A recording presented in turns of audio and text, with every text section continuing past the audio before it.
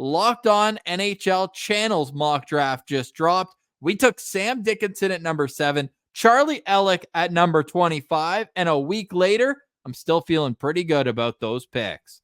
Yeah, I mean, you've got a very safe, projectable left-hand shot defenseman in Sam Dickinson, and then you want to make sure the Sens leave this draft with the right-hand shot defenseman. I think that 25th range, there's a handful of guys that we like in that range. Unfortunately, one of your guys was already gone, so we went with my guy there, and I think it's a great pick. Like, this team needs help on defense, and it's so hard to find defensemen. So you got to draft and develop them, in my opinion, and this is the draft to do it. So I like how it ended up, Ross. I did too. And look, every day I wake up and I have a different order of the top tier of defensemen in this draft. We just spoke to Jerome Berube, full first-round mock draft dropping, not this Saturday, but next. And now I'm lower on Lev Shunov. Could you imagine?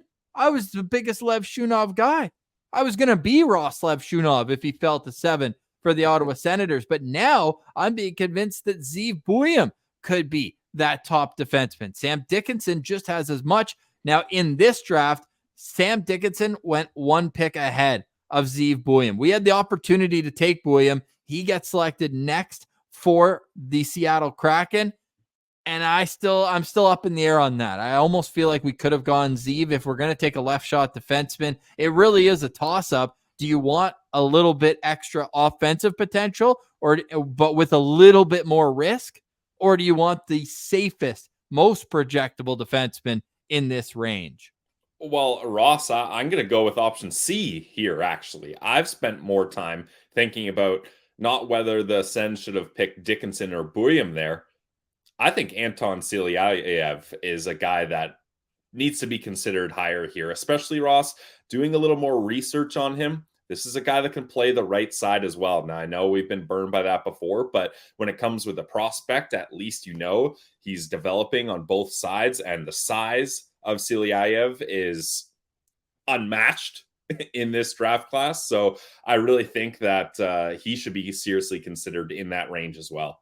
You can go see the full list on Twitter at Sens Central. We posted it. It's also right up on the screen if you're watching on YouTube. Berkeley Catton needs to be considered here as well. Very high upside offensive talent that almost feels like he's being disrespected a little bit in the draft prospect, kind of the way things are progressing here, at least in the public eye. We'll see what happens on draft night in Vegas. He goes 9th here, so I'm looking at him being the best forward available when we stepped up to the podium. Cole Yzerman, who we're going to talk about later in this show, goes 10th. So there are some forwards in this range as well, but with Dickinson, Buium, Catton, Yzerman, Yakimchuk, and Silayev, with them on the board, you're going defenseman all day, it sounds like.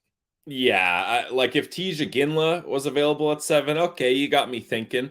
I like Berkeley Catton. I'm a big Berkeley Catton guy, rather. But I just think if you're the Senators, let's take one of these high-end defensemen, sit back and relax, knowing you're going to shore up the future of your decor. I just think that's the better avenue to take. We went over this draft early last week on an email chain, but this morning I wake up and Zeev Buium's my pick at 7. So not to go back. I know you gotta, in scouting, what I'm learning from talking to guys who do this all the time and girls who do this all the time, you have to stand by your pick. So I hate that I'm already on the fence, backing away slowly, Pilsy.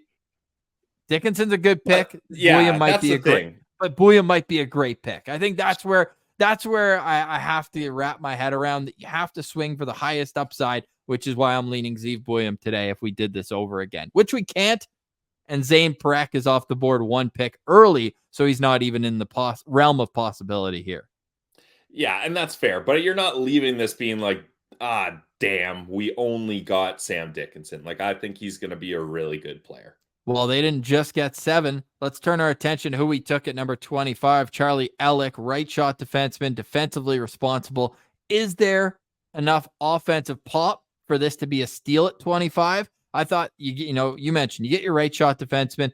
That's great. A lot of them rose higher than I'd imagine. Obviously, EJ Emery off the board at 23, and Adam Juracek off the board at 16. So once you get past those guys, the right shot defenseman market, if you will, really starts to dwindle. You'd have to be, I'm looking through our rankings, like Henry Muse, his value went down throughout the second half of the season. Adam Kleber as well. Like, you're really kind of looking further down your rankings after Charlie Ellick. At least I am. So I think this was kind of a no-brainer pick, but Michael Haig goes the next pick, and we just talked about him last week. Like, he would be a great pick at 25 for Ottawa as well.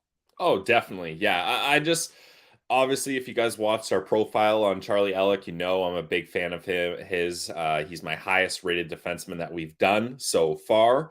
I just think he's going to be a really good, I don't want to say two-way, because his defensive game is certainly the more shining part of his game, but the physicality you're going to get from this guy is one of the most heavy-hitting players in the draft. You can play him beside one of those left shot defensemen that have a lot of offensive upside, and he can kind of balance out a deep pair. So we were looking really seriously at EJ Emery, Ross, but then once he was taken, I think the pick was clear to me that it should have been Charlie Ellick.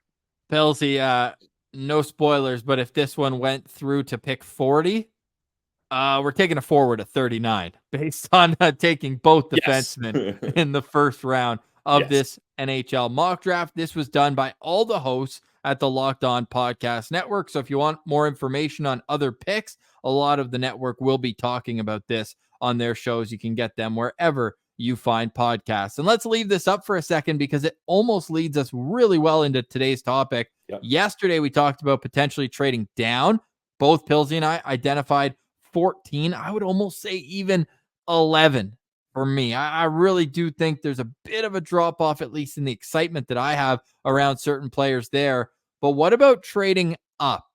Pilsy, this draft played out in a way where I think it's appropriate to look, because Iginla and Parekh and Lidstrom are all choices that we would have had above Sam Dickinson, who would get 7th. So even internally for us, we see higher value immediately ahead, 1 and 2 picks. What would you be willing to do to cement the fact that you can get one of those players? Ross, I'm going to make my position on this clear. There is almost no circumstance where I would advise the Ottawa Senators to trade up in this draft. For a team that has very little assets, trade capital, and really should be in the business of acquiring more assets and trade capital, I don't think it makes sense at all to give that away to trade up. And anytime there's a trade up in the top 10, it's going to cost you, even if it's just one pick. Like moving up to 6, Ross, I think would cost a lot more than fans would be willing to sacrifice here. Sure, would you want a chance to have the first selection at Lindstrom, Parekh, Bouillon, Lev Shunov, depending on how you feel about him? Absolutely. But I think this draft is so good, no matter who gets picked, the 6 picks before the Sens, I could think of 3 or 4 guys I would be stoked to get at number 7 for the Sens. For me, no dice, no deal. I'm not even considering trading up.